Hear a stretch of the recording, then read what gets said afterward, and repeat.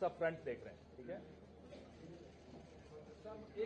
आप उधर कर रहे हैं, लेफ्ट, आप सब लेफ्ट निकालो, सर लेफ्ट निकालो, आप सामने आ रहे हैं और उसके बाद फिर राइट निकालो। सर आप सामने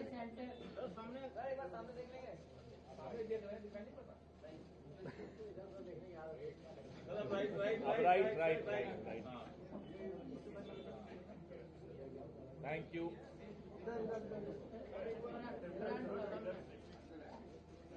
चलिए, thank you, thank you. The word guarantee in the Karnataka election was. मैं आग्रह करता हूँ जयराम रमेश जी से कि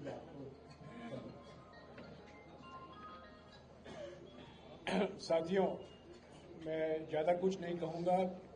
मैं देवेंद्र यादव जी से गुजारिश करूँगा कि ये घोषणा पत्र के जो मुख्य बिंदु हैं उस पर कुछ बोलें और आपको जानकारी दें। पर मैं ये ज़रूर कहूँगा कि ये गारंटी शब्द जो है, आज सभी पार्टी इस शब्द का इस्तेमाल कर रहे हैं।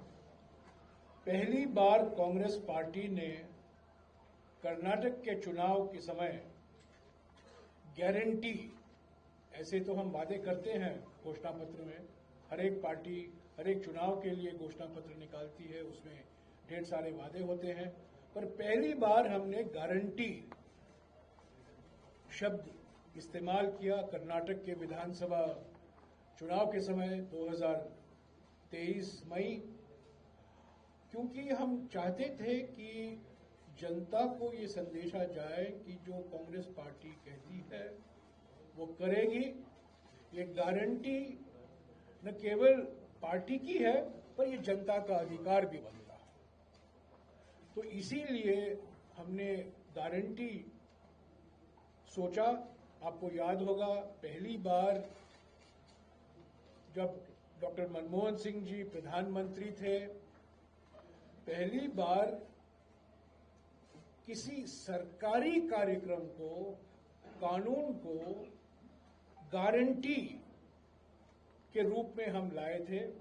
पार्लियामेंट में पारित हुआ राष्ट्रीय ग्रामीण रोजगार गारंटी अधिनियम। ये गारंटी का माने ये है कि ये अधिकार बनता है जनता का, और अगर वो जो वादे किए गए हैं वो पूरा नहीं होता तो वो न्यायपालिका जा सकते हैं। यानी कि ये कानूनी अधिकार है, न केवल शासनिक अधिकार नहीं है, पर ये कानूनी अधिकार है। तो ये गारंटी शब्द अभी सभी पार्टियां इस्तेमाल कर रहे हैं, और दिल्ली के चुनाव के लिए कांग्रेस पार्टी ने 5 मुख्य गारंटी दी है, उसकी घोषणा भी हो चुकी है, उस पर काफी विचार भी हो चुका है। अभी देवेंद्र यादव जी इस पर और जानकारी आपको देंगे। पर मैं ये जरूर कहूंगा कि दिल्ली में अभी ईज ऑफ डूइंग बिजनेस नहीं, यानी व्यापार करने के लिए आसानी की बात नहीं, पर ईज ऑफ ब्रीदिंग महत्व रखता है। यानी कि सांस लेने के लिए अभी हमें आसानी करनी है। Ease of breathing, ease of doing business नहीं, ईज ऑफ जुमलाबाजी नहीं, पर ईज ऑफ ब्रीदिंग। क्योंकि अगर आप कोई मानक देखें, प्रदूषण और संदूषण के मामले में दिल्ली सर्वोपरि है। हमारे देश में प्रदूषण को लेकर, संदूषण को लेकर, रासायनिक संदूषण को लेकर दिल्ली का कोई मुकाबला नहीं है। ये देश की राजधानी है, और मैं समझता हूं ये बीजेपी की नीति की वजह से हुआ है। इस गंभीरता से लेना चाहिए था, उन्होंने नहीं लिया है। यहां की जो आम आदमी पार्टी की सरकार है वो भी इसको इतनी गंभीरता से जो लेना चाहिए था नहीं लिया है। और मुझे याद है जब शीला दीक्षित जी दिल्ली के मुख्यमंत्री थी, यमुना एक्शन प्लान जापान सरकार से हमने सहायता मांगी, और केंद्र सरकार से हमने ये वादा किया था दिल्ली सरकार को कि पैसे की कोई कमी नहीं पड़ेगी आपको। यमुना एक्शन प्लान की शुरुआत हुई थी। पहली बार किसी महानगर में 7,000 सीएनजी बस लगाए गए। ये शीला दीक्षित जी के समय हुआ था। वृक्षारोपण का काम तो सब लोग जानते हैं, पहले से हुआ करता था दिल्ली में, पर सीएनजी का आना, यमुना एक्शन प्लान की शुरुआत करना, और सबसे बड़ी बात दिल्ली मेट्रो। मुझे आज भी याद है, बात हो रही थी कि दिल्ली मेट्रो को हम और कैसे तेजी से आगे ले चले, और शीला जी ने कहा हम श्रीधरन साहब को क्यों नहीं इसको चेयरमैन बनाते। वो कोंकण रेलवे कॉर्पोरेशन के अध्यक्ष हुआ करते थे। मुझे आज भी याद है वो दिन, दिसंबर का महीना था 1998, 1998। अभी चुनाव नतीजे आए थे, मुख्यमंत्री बनी थी, और 3 चीज पर हमने चर्चा की: CNG bus, Yamuna action plan और दिल्ली मेट्रो। आप लोग अभी भूल गए होंगे, एक जमाने में दिल्ली में एक संस्था हुआ करती थी, तो सारी जनता उनसे पीड़ित थी, डेसू। आपको याद होगा, आप भूल गए होंगे, डेसू। मेरा सौभाग्य था कि मैंने डेसू का निजीकरण के लिए, शीला जी ने मुझे कहा, तो पहला मसौदा जो तैयार किया गया था, मुझे आज भी याद है, कैसे सुधार लाया जाए दिल्ली में। और इसमें कोई दो राय नहीं हो सकती कि जो निजीकरण हुआ वो दिल्ली के जनता के हित में हुआ। डेसू एक बोझ बन गया था दिल्ली के जनता को, और शीला जी ने कहा हमें इससे मुक्ति मिलना है, और इसीलिए निजीकरण सोचा गया और पूरी पारदर्शिता से निजीकरण हुआ। इसको लेकर 2013 में ढेर सारे इल्जाम लगाए गए आम आदमी पार्टी द्वारा, उनके मुख्यमंत्री द्वारा, पर 10 साल के बाद, 12 साल के बाद ये बिल्कुल साफ हो गया है कि वो सिर्फ झूठ थे। तो ये घोषणा पत्र में 20 ऐसे विषय हैं जिस पर कांग्रेस पार्टी के जो वादे हैं उस पर उसका जिक्र किया है। अनुसूचित जाति के लिए, अल्पसंख्यकों के लिए, मध्य वर्गों के लिए, व्यापारियों के लिए, छात्रों के लिए और आम जनता के लिए, इस पर देवेंद्र जी बोलेंगे आपको।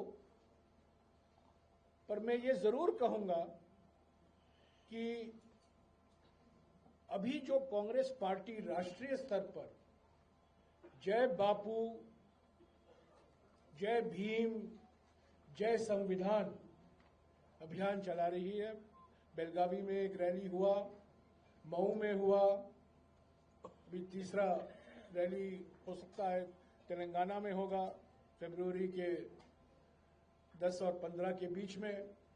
ये पूरा साल तक ये अभियान हम चलाएंगे, क्योंकि एक 3 तरफा आक्रमण हो रहा है। एक तो महात्मा गांधी पर आक्रमण हो रहा है मोहन भागवत द्वारा, आरएसएस द्वारा, गोडसे की पूजा हो रही है, और बीजेपी सांसद को जब पूछा जाता है कि आप गांधी को चुनोगे या गोडसे को चुनोगे, वो सांसद कहते हैं सोचना पड़ेगा। आज वो सांसद हैं। दूसरा आक्रमण जो हो रहा है जय भीम, खुद गृह मंत्री राज्यसभा में बाबा साहब अंबेडकर के नाम को लेकर जिस भाषा का उन्होंने इस्तेमाल किया, अपमानजनक भाषा का इस्तेमाल किया, हमने उनका इस्तीफा मांगा उसी दिन, और ये उनकी मानसिकता दर्शाता है क्योंकि उन्होंने कभी डॉक्टर बाबा साहब अम्बेडकर को नहीं माना। और तीसरा जो आक्रमण हो रहा है हमारे संविधान पर, संवैधानिक सिद्धांतों पर, संवैधानिक मूल्यों पर, संवैधानिक प्रावधानों पर, संवैधानिक संस्थाओं पर प्रधानमंत्री द्वारा सारे संवैधानिक कार्यालय जो हैं, जो संस्थाएं हैं, प्रधानमंत्री कार्यालय के एक अटैच्ड ऑफिस बन गए। तो इसीलिए जय बापू, जय भीम, जय संविधान। और मैं समझता हूं ये घोषणा पत्र इसी भावना के आधार पर तैयार किया गया है। जय बापू, जय भीम, जय संविधान। मैं देवेंद्र जी से गुजारिश करूंगा कि इस घोषणा पत्र के बारे में आपको थोड़ा विस्तार से जानकारी दें। देवेंद्र जी। जय बापू, जय भीम, जय संविधान। देवेंद्र जी। धन्यवाद सर। सम्मानित साथियों, जैसा कि आदरणीय जयराम रमेश साहब ने बताया कि दिल्ली के आने वाले 5 साल किस तरीके से कांग्रेस दिल्ली को संवारना चाहती है, उसी को लेकर आज हम यहाँ उपस्थित हुए हैं दिल्ली का कांग्रेस पार्टी का घोषणा पत्र लेकर। भाई अनिल चौधरी जी के नेतृत्व में ये पूरी एक्सरसाइज, जैसा कि आप जानते हैं, हमने की है। और जहाँ तक पहुँचने के लिए हमने सभी सेगमेंट्स को टच करने की कोशिश की है, वहाँ तक पहुँचे हैं। लोगों को भावनाएं जानी है, लोगों के दुखों को, पीड़ाओं को जानने की हमने कोशिश की है। आदरणीय पवन जी लगातार हमें सहयोग करते रहे, उदित राज जी लगातार दलितों और पिछड़ों की आवाज़ के साथ जुड़े रहे और बहुत सारे इनपुट्स आपकी तरफ से आए।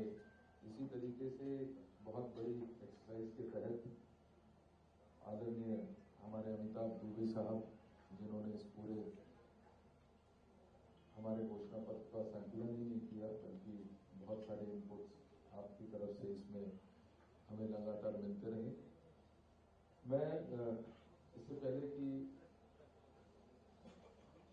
इसमें क्या कुछ हमने सोचा है और क्या